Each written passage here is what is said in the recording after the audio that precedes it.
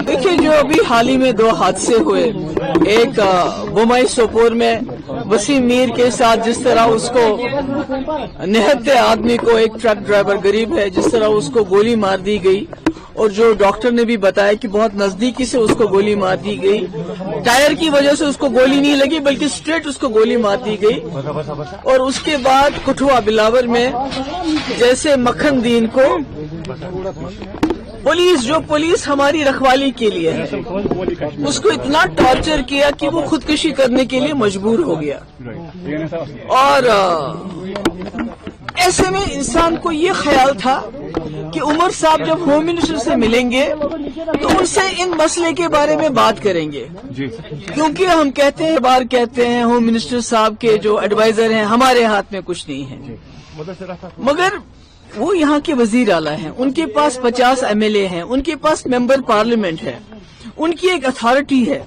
अगर पीडीपी वाले home minister से पूछना चाहें तो हम नहीं पूछ सकते, पर कि उमर साहब को चीफ मिनिस्टर अगर वो गए तो उनको वहाँ होम मिनिस्टर साहब से बात करनी चाहिए थी कि अगर जम्मू कश्मीर में आप कहते हैं हालात बिल्कुल ठीक ठाक हैं, मिलिटेंसी के साथ आप मुकाबला कर लीजिए, मगर जो आम लोग हैं, जो बेगुनाह लोग हैं, उनके साथ आर्मी की तरफ से किसी आर्मी के, मैं नहीं कहती सारी आर्मी खराब है, मगर अगर कोई गलती करता है उसकी निशानदेही होनी चाहिए, उसको सजा मिलनी चाहिए। इसी तरह जो बिलावर का SHO है, उसके बारे में आमतौर से ये शिकायत है कि वो वहाँ लोगों को, नौजवानों को गिरफ्तार करके उनसे पैसे वसूल करता है, जो पैसा नहीं देता है तो उसको मिलिटेंसी के इल्जाम में बंद करता है। आपने भी वो वीडियो देखी होगी मक्खन दीन की, वो तो दिल दहलाने वाली चीज है। 25 साल का जवान, छोटे छोटे 2 बच्चे, तो उसको इतना मजबूर किया गया कि कुरान पाक को हाथ में लेके वो खुदकुशी करता है।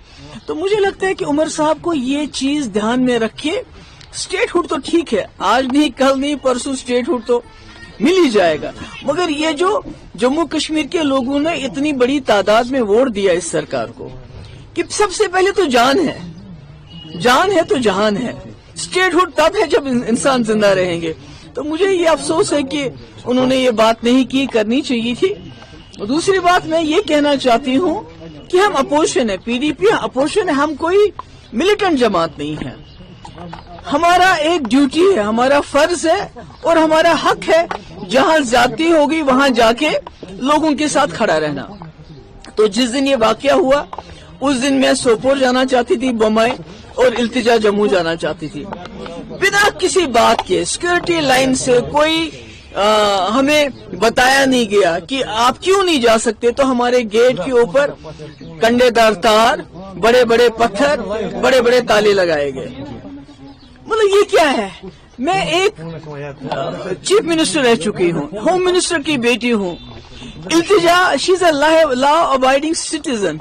तो आप बिना हमें बताए, कोई वजह के बिना क्या कहे, हमारे दरवाजे को लॉक कर देते हैं, ताला लगाते हैं। यहाँ तक कि जो उसकी गाड़ी थी, उसके जो PSO उनको रोका गया, उनको बोला कि आप वहाँ नहीं जाएंगे। अगर आपने उनके PSO को खुद रोका, गाड़ी उसको भेजी नहीं, तो फिर आपने उन्हीं PSO को कैसे सस्पेंड किया? उनका कसूर क्या है? आपने तो उनको खिंबर जाने से रोका, गाड़ी को रोका, ताला लगा दिया। तो देखिए, जो SHO इन्वॉल्व है उसके खिलाफ क्या एक्शन है हमें कोई मालूम नहीं है। जो आर्मी वाला इन्वॉल्व है बुमाई किलिंग में, उसके खिलाफ क्या एक्शन हुआ हमें कोई मालूम नहीं है, उसके बारे में कोई इन्फॉर्मेशन नहीं है।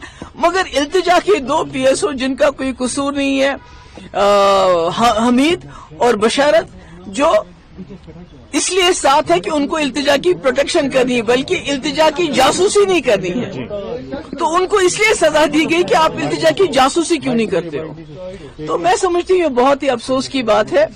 मेरी गुजारिश है गवर्नमेंट ऑफ इंडिया से कि जम्मू कश्मीर के आप इस रिश्ते को घसीटिए मत, इस रिश्ते को इज्जत से अपने साथ चलाने की कोशिश कीजिए। और वो तब तक नहीं चल सकता जब तक जहाँ जो ह्यूमन राइट्स वायलेशंस होती हैं, जब तक उसमें आप जो रिस्पॉन्सिबल हो उनको अकाउंटेबल नहीं बनाएंगे। उसके लिए आपको एग्जाम्पल बनानी चाहिए। बम्बई में जो हादसा हुआ और जो कठुआ में हादसा हुआ, उनको सख्त से सख्त सजा दी जानी चाहिए। اور جو التجا کے جو PSO ہے جن کو خواہ میں آپ نے سسپینڈ کیا ہے ان کا سسپینشن آرڈر ریووک کرنا چاہیے. اگر آپ کی آنکھ میں تھوڑا سا وہ کہتے ہیں نا کہ لحاظ ہے. خبر آ رہی ہے جی ڈاکٹر فاروق عبداللہ صاحب جو ہے وہ آگے بڑھ رہے ہیں اور گٹھ جوڑ کر رہے ہیں. کیا آپ کو لگتا ہے کہ یہ بات سچ ہے یا I have no comments to offer on that.